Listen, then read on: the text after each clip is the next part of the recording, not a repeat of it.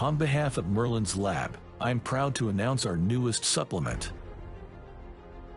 Merlin's Silver Solution, having anti-parasitic, antibacterial, immune boosting, and anti-inflammatory effects. It aids in cell regeneration, is a powerful antioxidant, and is also pet-friendly. Purify your water and get rid of pesky odors without the harm of chemical fragrances. Visit the site at merlinslab.myshopify.com for more. Check out the site now and get your own 7 ppm Merlin's Lab Silver Solution.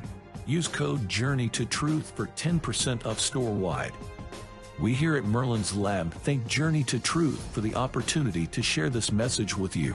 Please enjoy the show.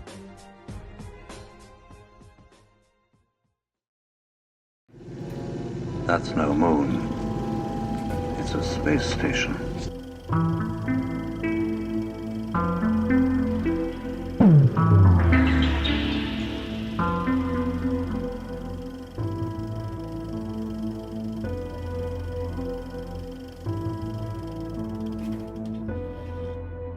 Hey guys, welcome back to the show. As always, a few announcements before we get started. Just a reminder that I will be speaking at the XCon conference in Springfield, Missouri, coming up in a couple of weeks, next weekend, I believe, October 30th through November 1st.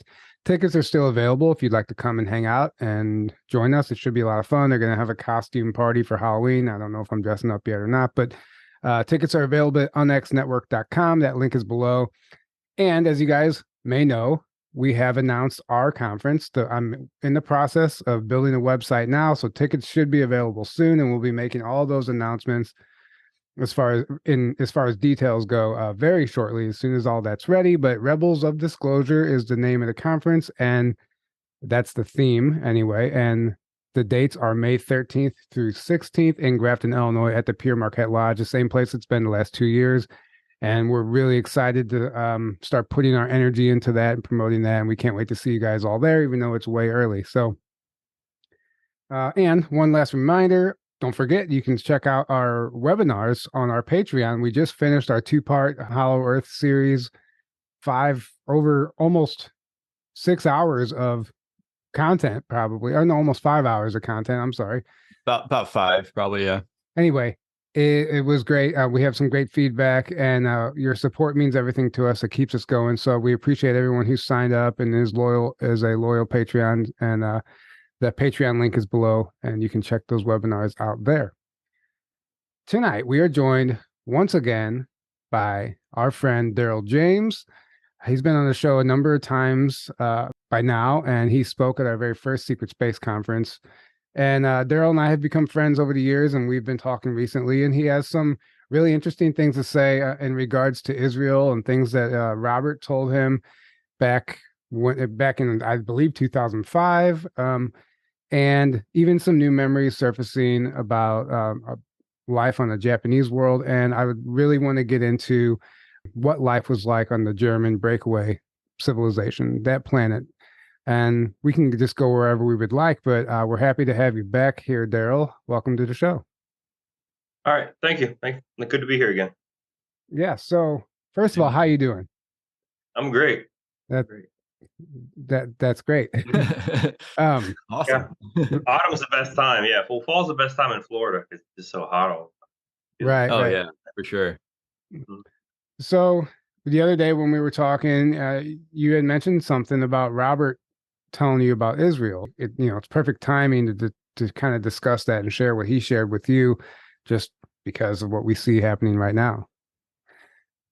Well, I mean, yeah, the biggest thing he said was, he was telling me just about all the different events of the world and all these things that were happening, and different, the geography would change in the sense of like the maps and things like that. Countries, territories would become different. Nations would become different. Like I said, Russia would. He said Russia was going to take back like the Slavic nations, like Ukraine and things like that. And it was just because they wanted to protect the Slavic people. He said it wasn't really like in a sense of they wanted to genocide them or anything like that. It wasn't like World War II with burning the wheat fields, the breadbasket of Europe down in Ukraine. But yeah, he went into like I asked about Israel, all the war that's always happening with the Palestinians and Israel, and he eventually said, "Yeah, Israel will be last." He said that'll be the last thing that will happen. So it seems to me like I don't know, because he was saying things like enjoy the show and stuff like that. So it seems maybe that a lot of what we don't know happened has already happened, and this whole Israel thing has just this is the end of it. It's because he said Israel will be last in this war in Israel, and yeah, and he also said it wasn't going to be like peaceful, and he didn't say we were going to get help from the outside and there weren't going to be other ETs and stuff like that helping us. He said it sounded like it was going to be a lot of war over a long period of time, but it would eventually lead up to something a lot better than what we had in store into our original timeline as far as the timelines being changed.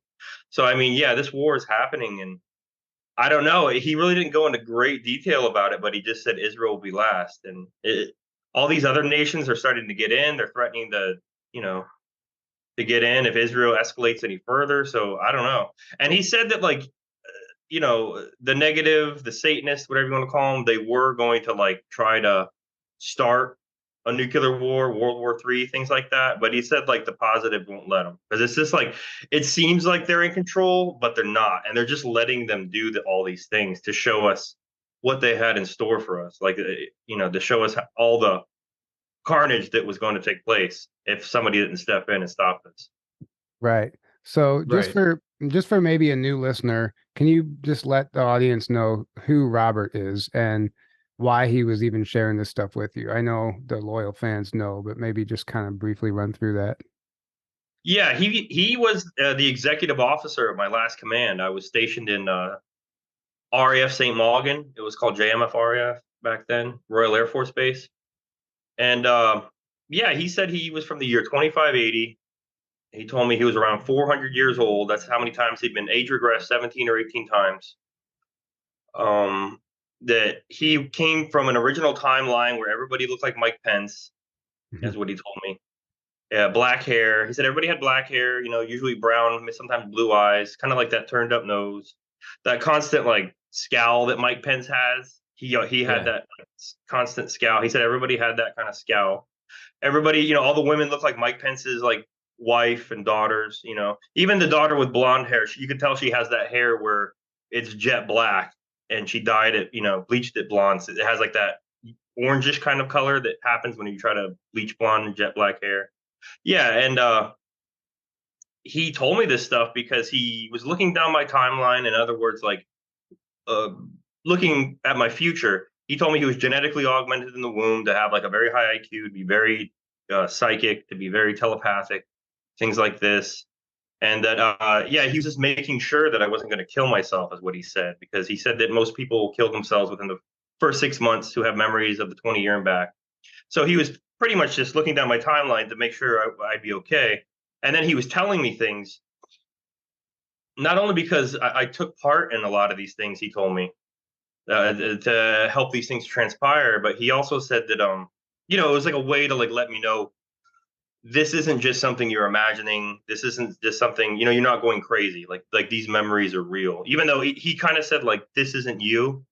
Because I was telling him about the memories I had, and he kept on saying, Daryl, that's not you. Like, you don't understand, that's not you. And he kept on saying that. It was almost like he was talking about like a past life I had or something. And yeah, but he was just basically telling me all this stuff, not only to let me know, but it was just kind of like a reassurance to himself that you know, I wasn't going to take my own life, and maybe it kind of like a hope. He was trying to give me hope for the future to help me carry on and things like that. So I think that's what he was doing. Yeah.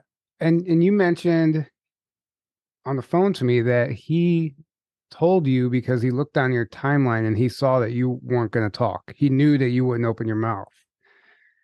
Is that accurate? Yeah, well, I mean, not for a long time.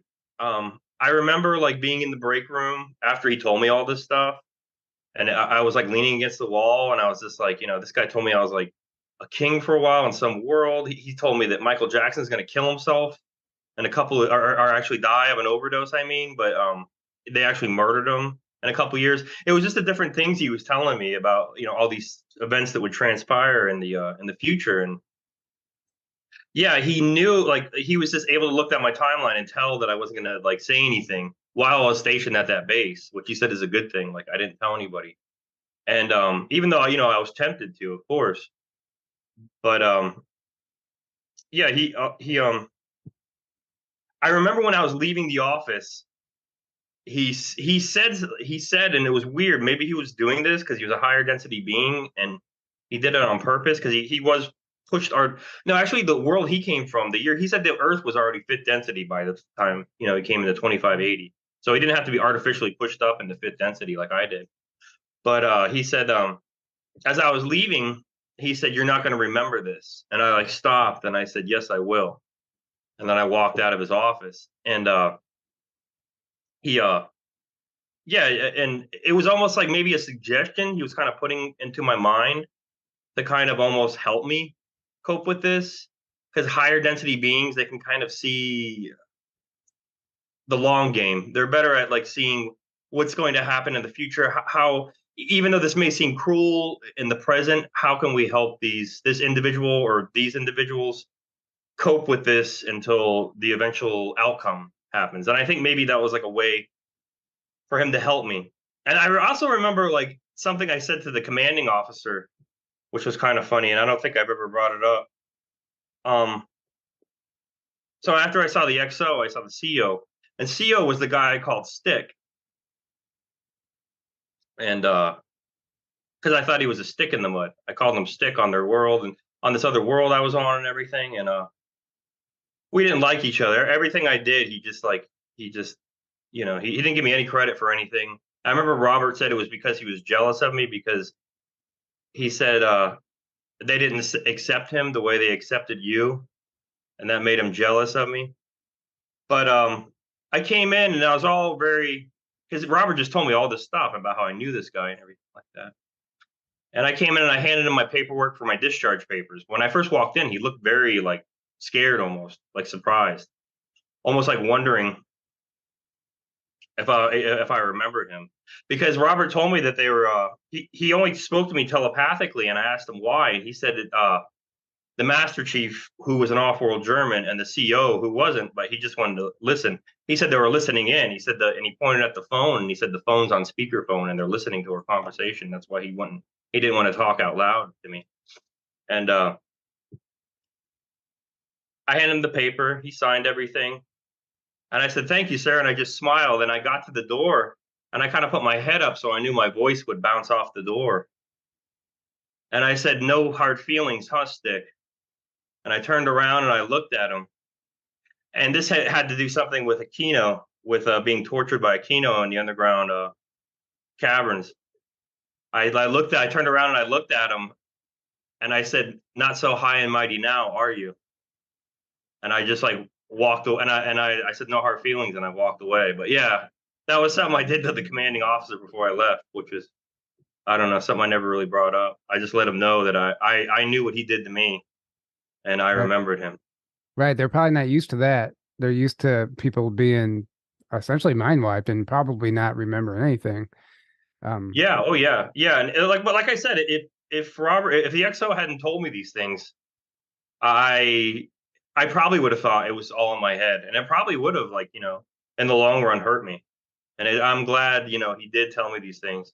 And sometimes I do think like maybe I should have got back into the chair, but too late for that. Right.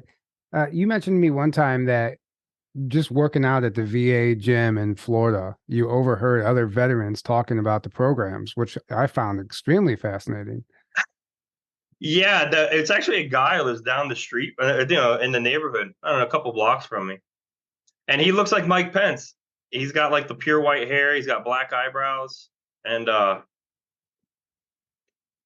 it was, I don't remember. I was in the gym, and I forget what the guy's rank was, but he just walked right up to him, and he said, "You're from the future, aren't you?" And this older man with white hair, he said, "Yeah, how did you know that?" And he said, "We used to work with you guys." And it was just something very, it was just very in your face because I think a lot of these guys they worked in above top secret facilities and things like that, and now that they're out and they're retired and stuff like that, they kind of let their guard down. And there is like I forget how many years it is. I'm not sure if it works with this kind of a high clearance, but I remember when I came back from Iraq, they said, you know, we know you're going to talk about the things you did and you saw, but just make sure you wait at least a year. That way the mission will be changed by the time you actually say something. But there is a kind of a grace period that I think it's like 10 years or something like that, where you can actually start talking about the things you saw and did. I'm not really sure if it applies to this kind of like clearance. I mean, that's pretty wild in my opinion, to just be in a gym, in a VA gym, and just overhearing a conversation where somebody's like, "Hey, you're from the future, aren't you?" He's like, "Yeah, how'd you know?" Like, but so matter of factly having that conversation near you. I don't even know. Maybe that was intentional, but I found it very interesting. You gonna say something there? Yeah, I just wanted to say, because the last time we had you on, I just remember I saw some comments that were like not super fond of the idea of that being our future, where everyone looks like Mike Pence and it's this Nazi-ish kind of thing, and I would have to agree with that. So just to be clear, like, that's a future, because there is no such thing as the future that's like an inevitable set in stone thing, correct? Like, there's multiple different trajectories or timelines that you could go on. So I'm assuming that's not really the trajectory now, maybe, that we're headed on, or is that still a possibility? Well, I asked him, he said that he came back in time to change the timeline because we weren't reaching our true potential. That's what he told me. He said we couldn't go beyond fifth density. And he said that once a world gets like kind of stagnant and doesn't keep evolving, that world will eventually die. And but he said once you get to like ninth density, then you're fine. You can just stay there till until the end, till kingdom come, till Prime Creator calls us all back home, and all of this starts all over again, which might as well be infinity because it's so far into the future. But once you get to like ninth density, you can just stay there. But he said that they couldn't go beyond fifth because of the breeding programs, and there was just like this. Yeah, it was crazy amounts of war and nuclear war, and it was just like this. Everything the Satanists wanted to accomplish happened. Is basically what happened with the Mike Pence kind of timeline.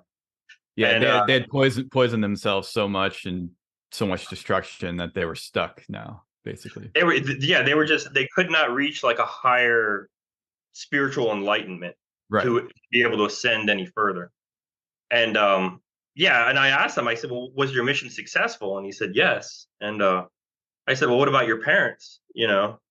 He said, my mom's gone, my dad's gone, my brothers and sisters are gone. And he said, my friends are gone. And I said, well, why are you still here? And he said, I don't know. And he didn't know. It was almost kind of like he was in the fold of our timeline or something like that and protected him. But he's still here, even though his mother and father never existed. And and it was just bizarre. And he was like, and it scared him. And I asked about his wife, and he said his wife is from this time. And I said, well, then what will happen to your daughter? And he didn't know. And it really terrified him, it seemed like, to even think about it. So it seems to me if he comes back to change the timeline, then that's not the timeline that we're going to see manifest. Obviously. No. Yeah. No. And and I asked about alternate timelines too. And he said with what the amount of work they did with Kruger and how they were working with the looking glass technology, he said the timeline that he told me about was going to happen, and that was it. And that movie Butterfly Effect had come out like on DVD when I was in England. So, and that was like, I never really, I thought about alternate timelines and how you could change your own timeline and things like that, which can happen, I guess, on an individual level. And so I brought that up. I said, well, what about extra, other timelines and things like that? And he said, no, it doesn't work that way. He's like, once you get to a specific niche, you can kind of like tell exactly where you're going with the technology they have and stuff like that. Once you get to like a certain area. But yeah, so the nuclear were, Holocaust, all that stuff, none of that's going to happen anymore. And, he told me it's going to be a much better future and a much, we're not going to be centuries just being completely just, Stuck in horrible. the It mud. sounded horrible for several Yeah. hundred years. It's going to be horrible. It sounded like, but it's going to be much better now. He said. That's great. Yeah, well, for one, with the nukes, we're not just affecting us; we're affecting other dimensions that have nothing that are peaceful. And then so everything I've seen has pointed to the ETs are here helping us because it's also helping them, because we got our technology advanced so much beyond our spirituality that now we have nuclear bombs that we can not just destroy ourselves and the planet, but that alone, if we just destroyed the planet, that knocks the whole solar system out of balance, which knocks other things out of balance, and it affects all these other dimensions and all these other civilizations beyond most people's comprehension. So like they're like here to make sure we don't do that. They're not allowing us to set off nukes anymore, and that's why you see UFOs shutting down nukes going back decades. I mean, there's proof of this going back decades, and I don't think it's going to be allowed. But of course, they're not telling the world, hey, we don't have the ability. They're still like making it appear as if that's a possibility, because they want the fear, of course. They, for all the manipulative reasons. So the whole thing with Israel and Palestine, they want the fear that there's going to be a nuclear war, because that they want to keep that fear going, right? Because the dark powers that are trying to hold on still want that, but it's not going to be allowed. So it does appear like we're being held in almost like a bubble of like protection, where they're like, all right, we're not going to allow you guys to do anything beyond this, but you're going to still have to go through some shit and work out your stuff, but we're going to contain it to a certain level, because otherwise you're going to affect way too much that Right. You guys are like little babies with machine guns, basically, like, Right. Yeah, and well, they want us to have the fear too. I mean, even right. the positive beings, they want us. He told me it was this has to be ingrained into our DNA memory, is what he said. So it's going to be hard, right. And they want they want to show you what they had planned for us, and they want people to be like scared, and they want people to be disturbed. They want this because it's something where if this happens now, like he said, we could step in right now and we could fix everything, but it would just happen again in 100 years. Like it would just. Then we don't learn the lessons. We don't learn anything. Yeah, we have to grow put into like a state of like fear and shock and something that's really disturbing to us. Then that like it goes into your DNA memory, so that like your children's children will remember this. Your actual DNA has a memory, and it just passes on from generation to generation, and like that's how it works. So it seems mean and cruel and things like that to do that to people, but it's like you have to do it. Like there has to be like a painful kind of birthing period to ascend to the next level of enlightenment of existence. Well, and growth always happens under stress. I mean, so another thing Robert mentioned to you that I found really interesting, and I have more questions about, is he told you that space isn't what we think it is. Can you elaborate on that, please? Well, I remember like the first class told me that when I first was taking it, but he didn't really know what he was talking about. What I remember, and this wasn't necessarily Robert, maybe he did tell me this, but it's like space is like a cone, if that makes sense, in the sense that it's big at the bottom and it goes up, in the sense that we're at the bottom of the cone. So like space is huge to us, you know what I mean? And so we're third density. Space is just huge. It's impossible to get from one end of the universe to the other. It just can't happen. You know what I mean? At our kind of enlightenment. And then you have like the fifth density beings, which are like in the middle of the cone. And that's their space and their existence. So they still need things like craft and stuff like that to get from one end of the universe, but they can do it. And, fifth density, it's kind of like more of a spiritual and more of a technological advancement. And then you have beings that are like ninth density.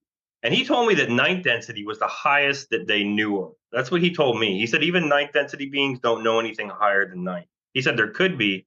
He said he wasn't denying that could exist. But he said as far as we know, there's nothing higher than ninth density.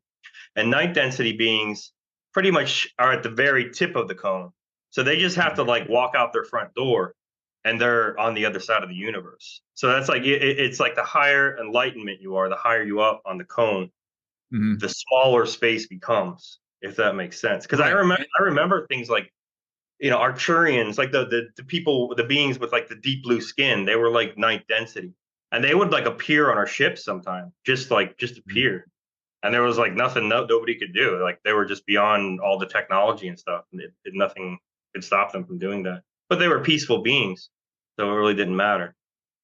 Right. And there are going to be people in the comments that say, "Oh, he's wrong. There's 12th dimensional beings and blah blah." And because I've seen it all, but like just to reaffirm what Daryl said, like he's not claiming that ninth is the highest. So I already know those comments are going to be coming. So Yeah, he said it's the highest that we know of, is what he told me. He said there could be more. He's like, but we haven't seen it. You know what I mean? And even ninth density beings don't know of anything higher than them, but they don't deny it either. There could be something higher.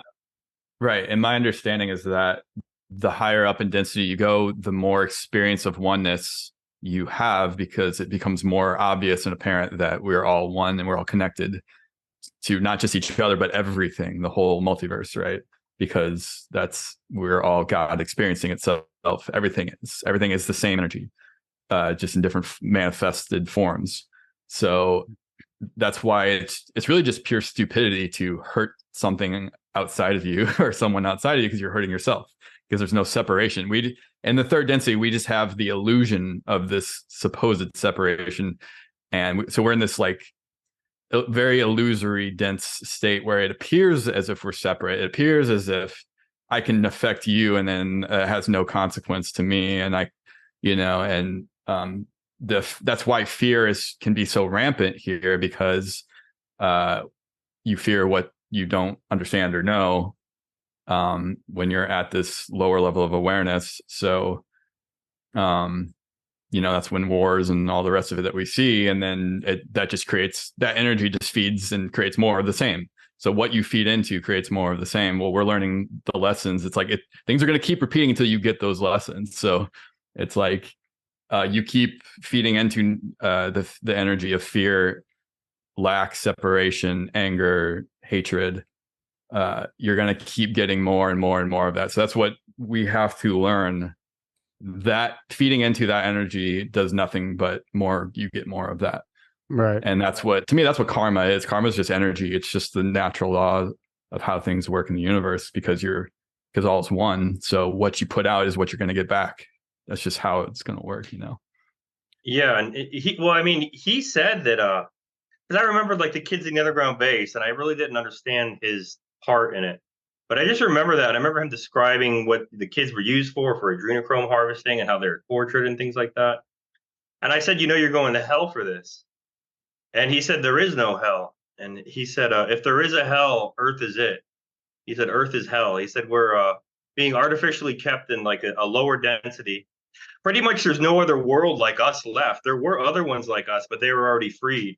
But we're the only ones that right now that are being kept like in this lower density. Like we're like the last place, the last bastion of, Right. the of dark like forces. hell. Yeah. Exactly. Yeah, I've heard that from other sources. Actually, it's like Earth is the last bastion of the dark forces that they're trying to still protect. They're trying to hold out as long as possible. So they're just trying to stall. Basically, they know the war's already they've already lost, but they're just trying to stall and keep this system going as long as possible. Well, they're basically delusional psychopaths. So right. So yeah. that's all they know. That's all they can do, because that's just who these beings are. So, you Robert told you to create a social media account so they can monitor you. Is that correct? Yeah. He said, when I was getting out, he said, make sure you get a Facebook account. And I said, what's Facebook? Because this was like 2005. And he said, it's like MySpace. He says it's like MySpace in the future. Yeah. And Facebook had just come out. Yeah. Yeah. Well, maybe it was 2004. Yeah. 2004 is technically when it. Yeah. Yeah. Yeah. Because I arrived on the command 2003. So this could have been 2004. Maybe it was like coming out in a couple months or something. And he said, he said, make sure you get a Facebook account. And, he said, it's like MySpace. And I said, why? And he said, we want to be able to keep an eye on you. We want to be able to track you to make sure you're all right. So it was like, and he himself said he wanted to be able to, keep track of me to make sure I was okay. Because so that was my Right. Yeah. Facebook. Well, Facebook is actually a DARPA creation. It was LifeLog, and then they just changed the name to Facebook and released it publicly. So it's actually literally a DARPA. Right. So I mean, it would Program. make sense that why he would say Facebook, because the military Right. was already behind it. So shifting gears a little bit, you mentioned that you are slowly starting to have a few memories bleed through from like a Japanese world, and you said that Robert told you that these memories would come through in real time. Could you explain that? Yeah, he said that there's kind of like two of me.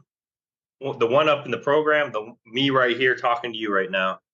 And it's like you know, as this guy up here makes new memories, like I remembered the beginning and I remembered the end, but as far as like stuff in the middle, I really didn't remember. And he said it's like the me up here makes memories, the me down here will remember those memories. Almost like, it's almost like I wake up and I feel like I have a dream or something like that, but it's like memories. And until, you know, the me up here goes back in time and then gets out of the time loop, it's like I'm in this constant kind of time loop. And then, the me that is still hasn't, you know, hard to explain, signed the papers yet, or is being age regressed while I'm signing the papers, because that's was like the first time I realized I was on a time loop when I was signing the papers. And the first class petty officer said to me, just sign the damn papers because you're already, back there. And he let me know that I had already come back from the 20-year and back. But yeah, it's like he told me that, you make the memories as they happen in real time. So the one up there makes new memories, and the one down here, this me, remembers those memories.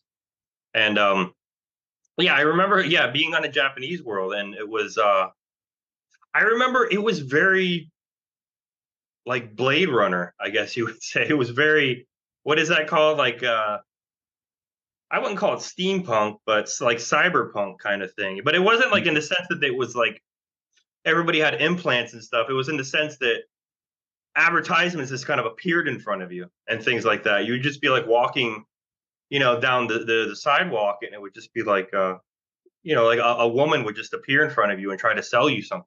And it was just like a hologram. And it was a lot of holograms, a lot of 3D holograms, a lot of advertisement, kind of like Fuji, a lot of, neon signs everywhere, the way, Fuji is right now today. And, and I remember like women with small dogs. There were like, it seemed like just about every woman had like a small dog. Either she was holding it or walking the dog.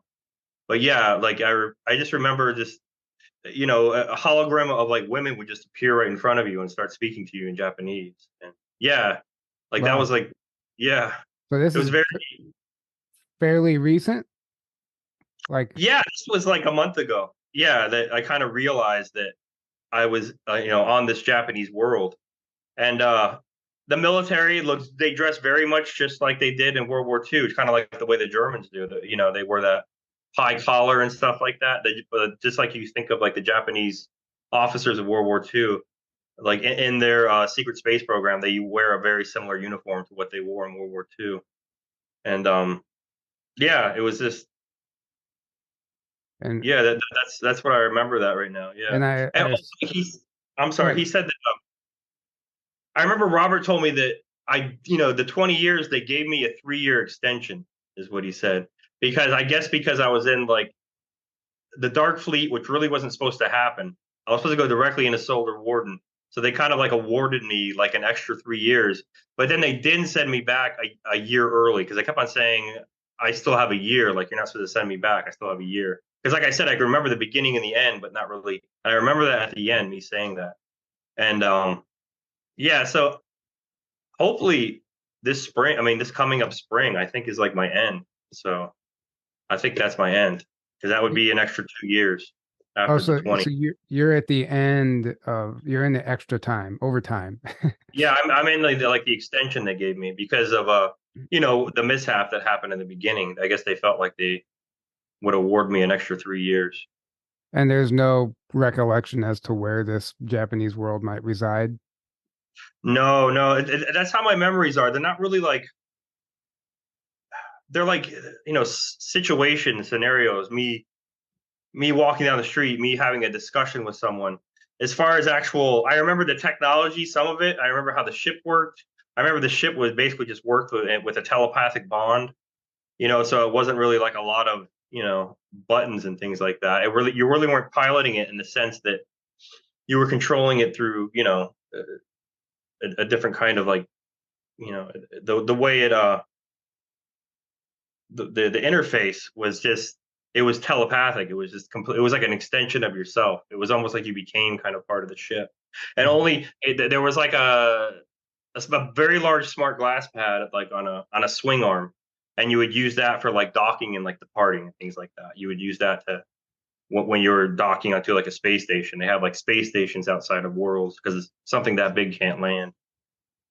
So how would you describe the firmament that people say that we can't break through? Oh, I mean, I would just describe that as just probably the what is that called? The magnetic field. The magnetosphere? Yeah, I would probably describe it as that. But I do remember when I first talked to Robert about joining the program, I did ask. I said, "Is the universe constantly growing at the speed of light, like according to Einstein's theory, of the Big Bang, where it's ever expanding at the speed of light, like for infinity?" And he said, "No, there's a limit." He said there is like an ending. So maybe that could be what they're talking about as well. The universe itself has like a limit, has an ending. And I asked him how long it would take to get to the end from Earth, and he said with the proper amount of jumps, about 15 minutes. And he said, and then he kind of calculated in his head at the speed of light, approaching the speed of light. That's what they, what they say, approaching the speed of light. I think he said it would take about 8 years. So it's not nearly as big as we think it is. Or maybe it's just the speed of light kind of is different than but I think he said 8 years. I think he only said it would take about 8 years to get to the end from Earth. And there is an ending, and it doesn't grow like, at the speed of light. So maybe that could be what the people are thinking as well. Because I remember, like, I've seen old medieval paintings of like a painting of Christ, and he's holding like a sphere in his hand, like a silver sphere, and they said that represented like the Earth or something, but maybe it represents the universe itself. You know what I mean? That could be it as well. I'm not, I've seen things like that. Interesting. So something that we've kind of touched on in past interviews, but I'm really fascinated with, and I just felt like it would be fun to discuss it further, was what life was like on the German planet, on the German world, and like how you ended up there, but specifically like some of the details, kind of like the Japanese world, like the hologram popping up in the sidewalk, like those little details I find very intriguing. And I was wondering maybe we can just go into that a little bit and explain to our audience like how you ended up on the German planet and then what that was like. Well, I mean, on the German world, it was I was getting everything the Germans wanted, and I was doing very well, and they liked that I played an instrument, and I was like their entertainment. They had a bar on the ship where they would drink beer, and eventually I had like a high-ranking German come up to me, and he was like, I don't know, equivalent to like an admiral or a general, and he said, well, it was after one of the reptiles congratulated me. There was like a team of reptiles on the ship. I remember that. It was like the master of the ship, and then there were like three others. And he said, you're doing a very good job. I'll tell the reptiles, I'll tell them back, on Earth to be easy on you for the whole, poking the reptile in the eye incident when I first went to a density chamber. And after that, the Germans kind of took me to the side in a different office, and this very high-ranking German, he said, they're lying to you. When you get back, they're just going to tear you apart, and it's going to be horrible. And he said that, your only living relatives are your mother and your sister. And we would like you to go into the Dark Fleet, full time, just not go back to Earth and just stay in the Dark Fleet. And I told him I'd do it, but I told him I wanted German citizenship. Like I wanted everything. I wanted to be able to own land and have a wife and have kids and have them to be citizens. And they talked about it. And next day they came back to me and they said yes, and they agreed.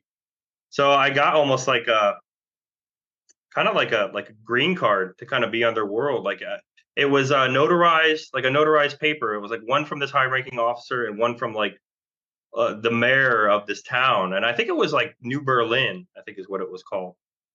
And yeah, it was very like tropical. It had beaches, palm trees. I met a woman there. Her name was Helen, I think. And yeah, it was just very. It looked like just like an old kind of German town. It looked kind of like I don't know, like Munich or something like that. It just looked. It was very the architecture and everything else. The buildings weren't extremely high. It wasn't they weren't 4 or 5 stories. It wasn't like something grandiose. They had like markets, almost like a farmer's market. I remember being at like farmers markets. Um, I remember not being able to speak German very well at all, and but everybody knew how to speak English because it's like they're all kind of taught to be spies, like infiltrators, and so like English is a very common language on Earth. So it's like they could all be tasked to like come to Earth and act as though they're American and things like that, or act as though they're English. Or so they all speak English very fluently. And the man eventually, the guy at the market started speaking English with me. And this woman Helen there was with me there. And these two, like they were like constables, like German, like police. They came up to me and they said, like, "Why don't you speak German?" And I told them my situation that I was like, I had like this visa, like kind of a green card kind of thing to be on this world. And they said, "What evidence do you have of this?" And I pulled it out of my pocket, and it was notarized, and they read it, and they had never seen anything like this before, and they were still questioning me. And this woman Helen just started like raising her voice to them in German, and then they just like folded the papers up and like handed them back to me, and that was the end of it. But yeah, it was like even Robert told me that he had never been to the world before, and that they're very secretive. And he was asking me what it was like, and I told him it was like the 40s. I told him that uh, men wore suits and fedoras, and women wear dresses and pillbox hats. There was like a there was like a public transit kind of system. There was like a tram, and that was mostly like women with children and things like that went on that, and elderly. And then there was like this kind of sidewalk system where there were like branches that you stepped on that were slower, and they would slowly speed up till you hit the center. And then the center, you were going like, I don't even know, 50 miles an hour. But it was like you were in this tube, so you didn't feel it. You were inside of like a tube. And holograms would appear in front of you and tell you like what street you were on, what destination was coming up, where to exit out. And then there were branches where you would just step off and you'd kind of like get lunged back a little bit, but it would slowly descend you until you got off at your stop. So it was like this moving sidewalk where it just boom, you hit the center part and you just took off. Wow. And then once you went to step off, you just saw like a hologram appear where you wanted to get off, and you would just step off. And I think they had like a franc system. It was almost like a kind of gold. It looked like their money. Yeah, and I mean, I remember getting a fitted suit, and I remember being sized up for it by like an actual tailor. It wasn't high tech. It almost like, I don't know if you go to like Germany nowadays, it's like, you kind of have to pay to do everything, but they do that so everybody has something to do. Everybody has a job. Everybody gets paid. So even like bathroom attendants at a McDonald's, like there's a bathroom attendant everywhere in Germany. You have to pay to like go to the bathroom everywhere.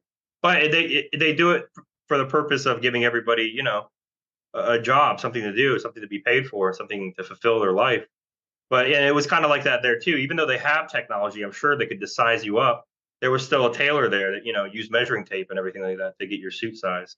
Yeah, I mean it was the S3 of my command in England, the legal officer who was like the fourth in command. He was a lieutenant, but he was actually an off-world German too, and he was the first officer on my ship. He was like the number 2 German, ranking German, and I asked him for money, and he gave me 500 francs, I think it was, but it was like I bought like I don't even know 4 suits. I bought a couple suits. I bought like a bathing suit. I bought a towel.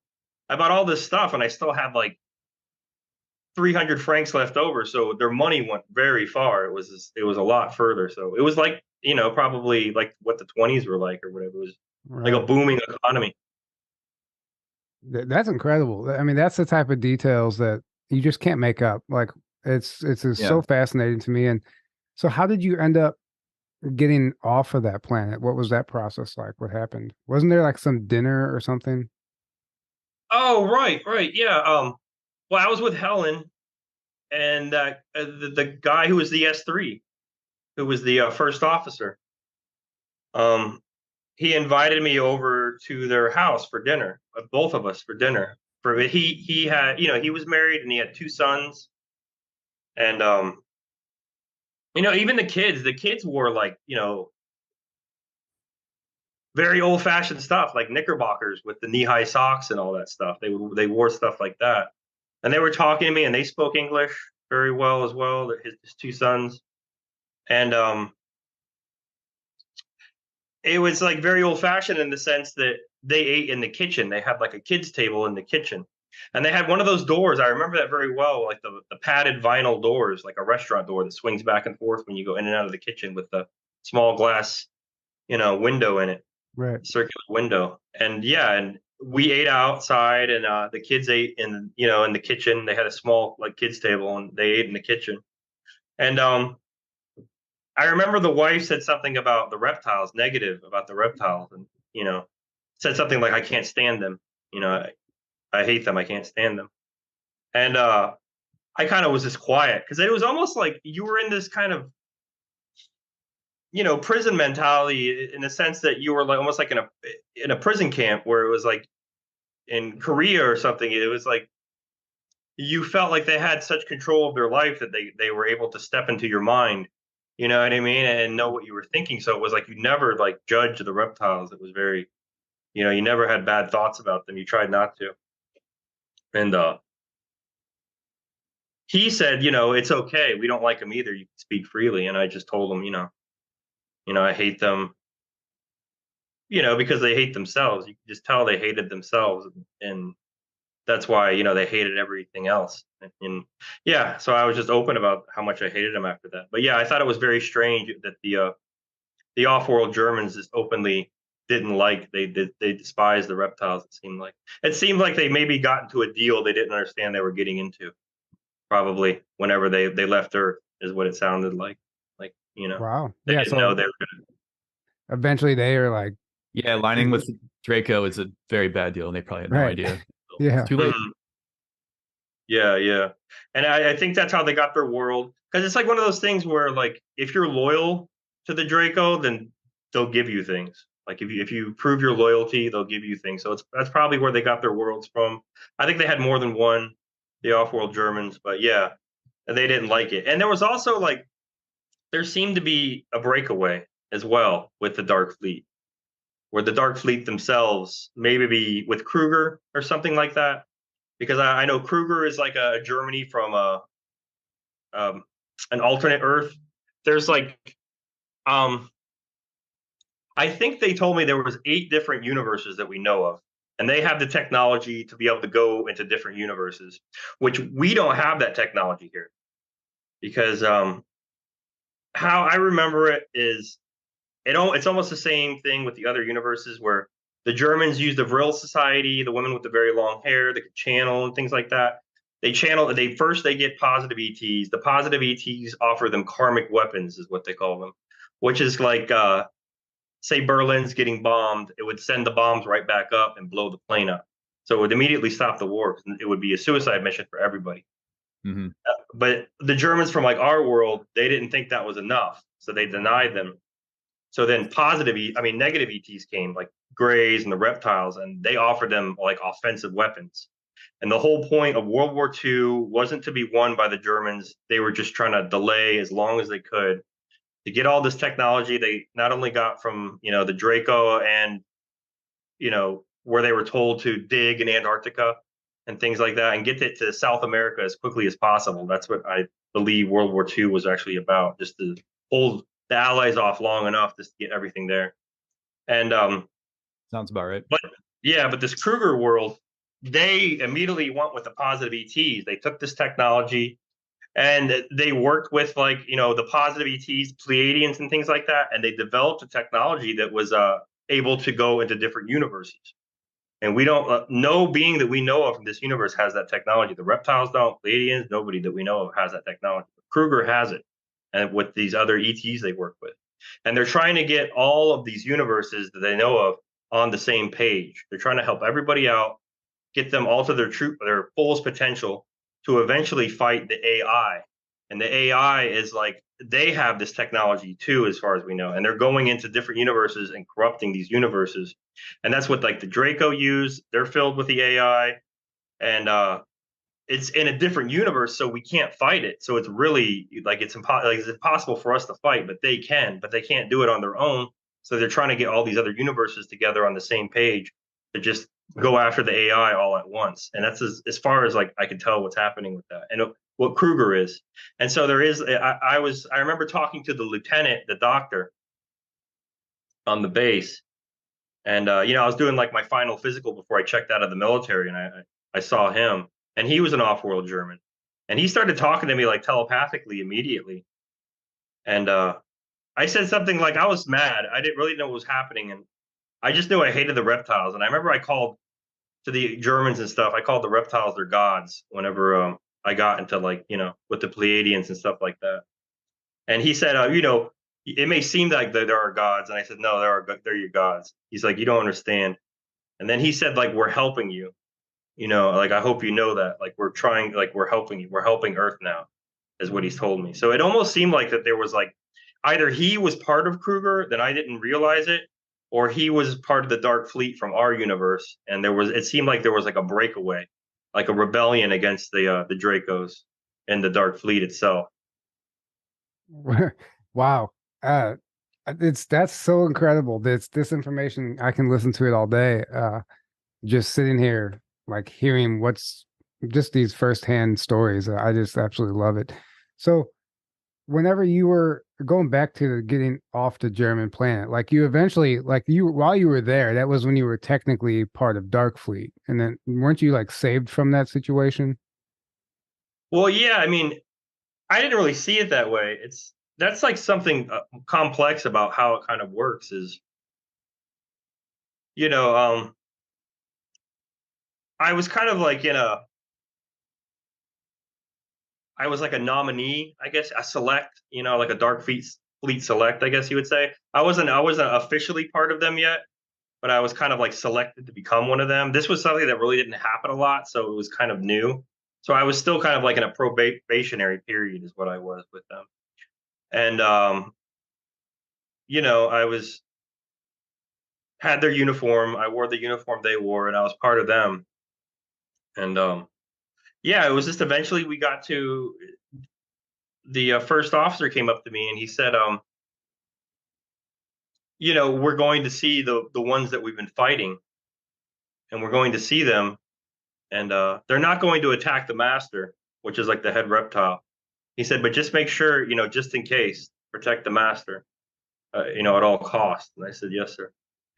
And we got to this space station area, and it was very, like, I really didn't know anything else existed except for maybe, like, grays and reptiles and things like that.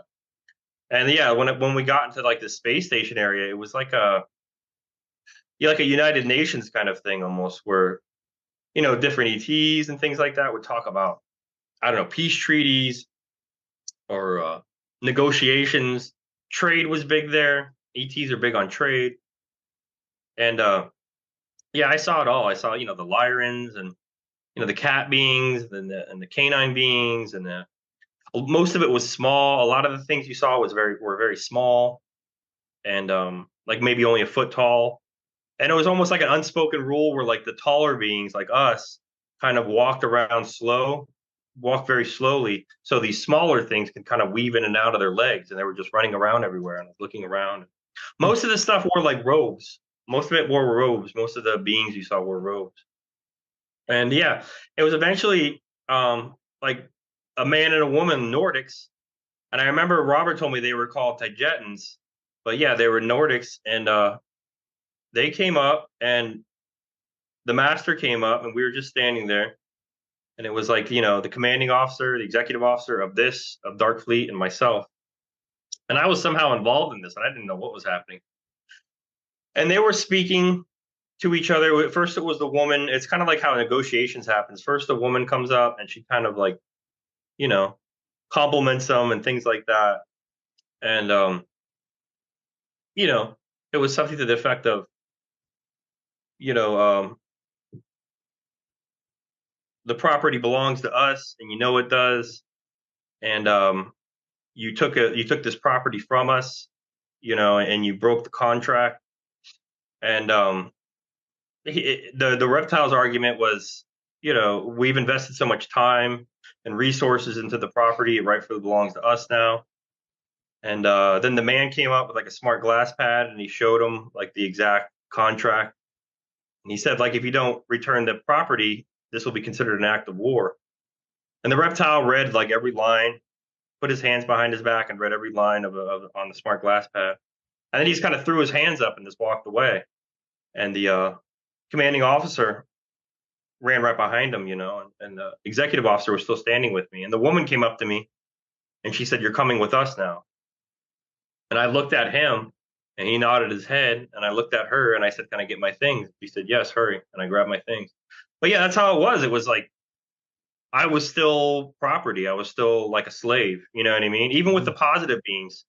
And that's something that's weird that people, I don't know, maybe wouldn't like, but even positive beings, deal with that. They deal in that. They deal in the slave trade. They deal in things like that. They deal in trade. You know what I mean?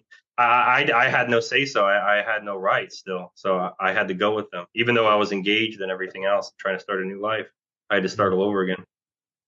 Yeah, it's interesting. And that just goes back to my point where nothing is black and white. We like to think of things in simple terms, and sometimes it's very convoluted. And people, like you said, they like the Germans, they get into a bad deal with the reptilians. They don't know what they're getting themselves into. So then, automatically they're the bad guys. Everyone thinks they're negative, and the Nazis and all this stuff. And yeah, there are negative acts, and there are things arguably that can, we can say, yeah, they're not great. But we have to understand that people are getting themselves into situations that they don't really know what they're signing up for. And nothing's black and white. So I think it's interesting when we get to hear stories like this. Yeah, I didn't know what I was getting into, that's for sure. And I signed the contract. So before when I was still on Earth at the base, I signed to go into and I didn't realize, the things I'd be doing. I just kind of did it. Right. I thought I was helping. And I was, I guess, eventually in the end. But in the beginning, it was horrible. Mm. Did you have anything you want to add to that, Aaron? Or ask? Not really. Yeah, but so what do you see right now? So bringing it back to the present,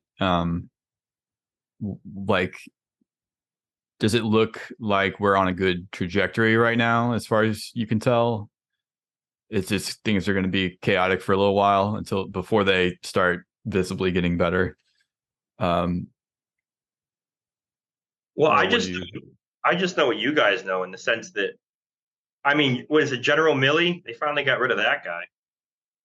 And that guy was a nightmare. And they replaced him with another general, and his middle name is Q, which I think is a funny, like, nod and wink, maybe.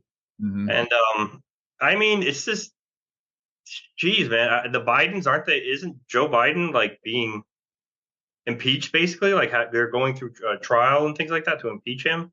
And I don't know, maybe it'll happen, or maybe it won't. But to me, it's very strange that nobody cares. This would be like huge. This would be huge at any other time, right. And nobody cares. You know what I mean? And it's just, to me, right. That's a big sign right there, where it's just all these things are happening right now. Yeah, it's really in recent years, it's been really apparent to me how just asleep so many people are. How not just brainwashed and programmed, absolutely that, but like just asleep, just like all they can see is what is like their routine in their life right in front of them, and that's it. And like nothing else. They don't even like, it's like things are right in their face and they can't even see it or understand what's really going on.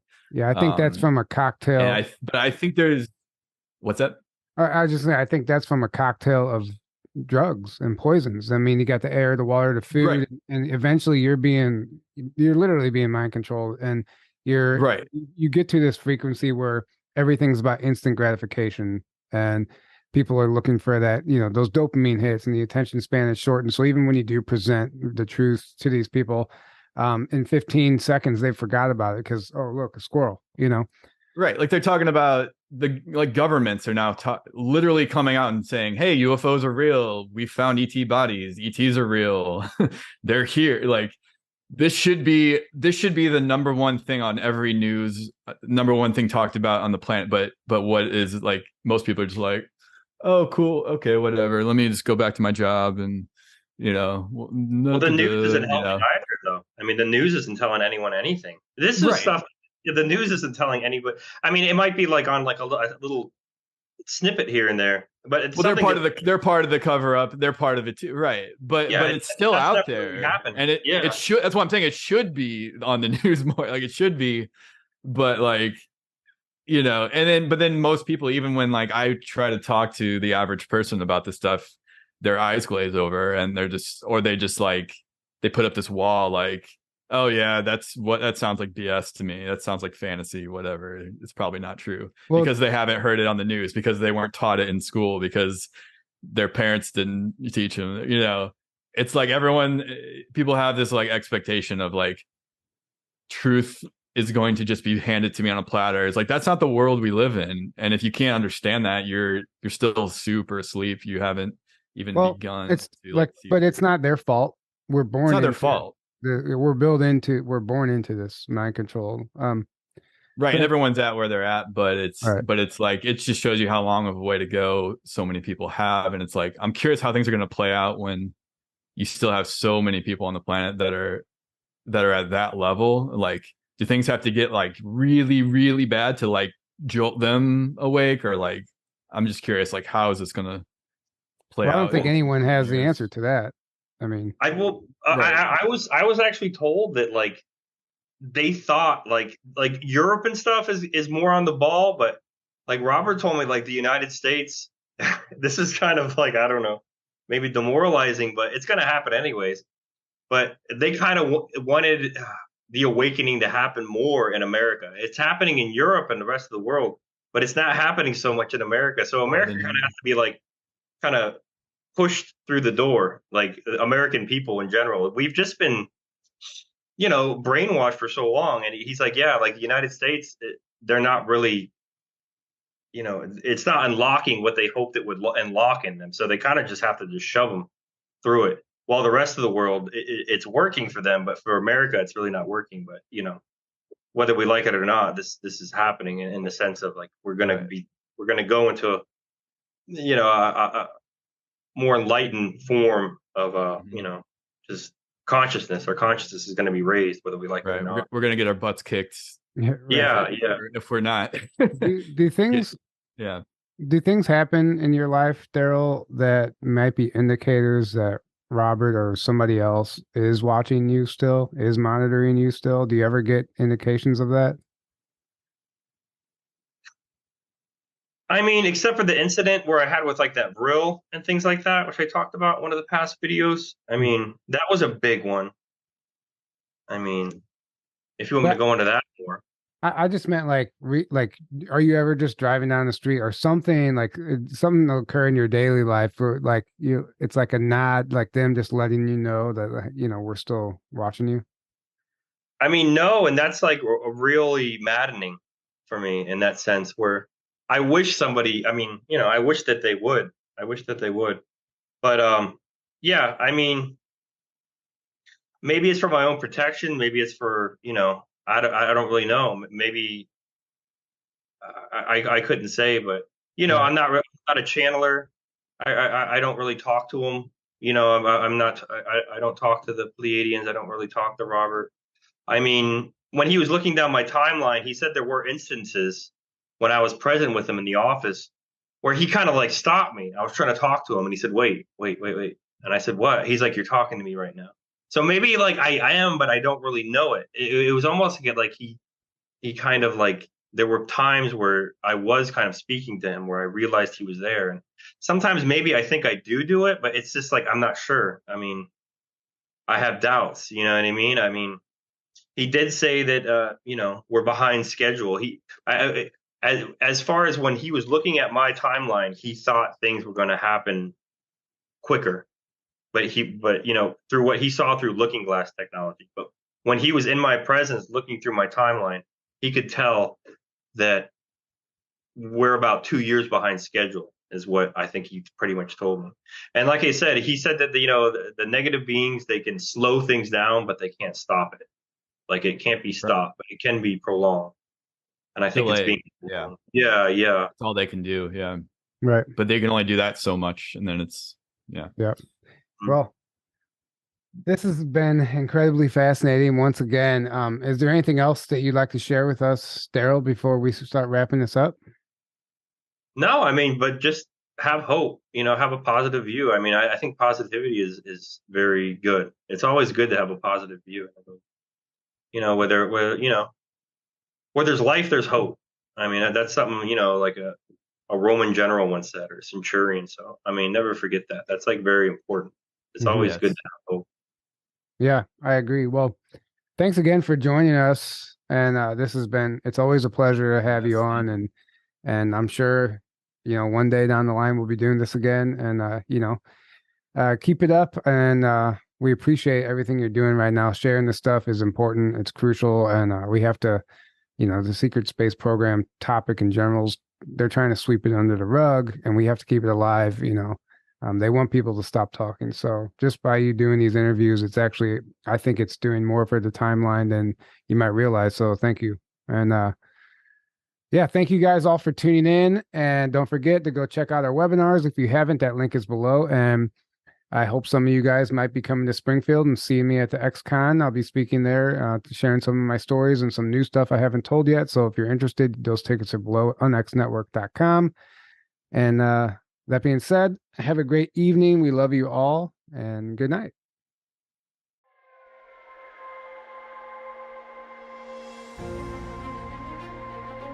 A lot of this information has been kept sort of locked up or kept undercover because of the invasion of the Smithsonian group way back in the 1880s. What actually happens is it's not taken to preserve it, it's taken to hide it. And about 4.5 miles from here, a cave was discovered. It's not really a cave as such, it's a man-made cavern system. But how the hell do you get that much granite? Because the granite on the base of that damn near weighs what the dirt on the top of it weighs. Nobody knows what's underneath it. I've heard a theory that there's a spaceship underneath it. There was copper and steel plated artifacts that depicted men in armor with shields and helmets. Including right here at Cahokia, there were reported 2 giants with double rows of teeth and 6 fingers and 6 toes. Extra vertebrae or extra ribs in their cage. These are different races of people. They're not just regular humans. Definitely is a stone burial chamber, and there's a large body in it, bones. I would say 15 to 16 feet. I saw different types of extraterrestrials here with the Native Americans. The peoples of the Cahokia mounds actually saw the Birdman as some kind of cosmic being and not a humanoid being. So this Birdman was the last and the pure and the true of his kind. So yes, there were rituals, or there were dances and celebrations, and people would dress up like the galactic beings that were visiting. But there were actual physical galactic beings that were visiting.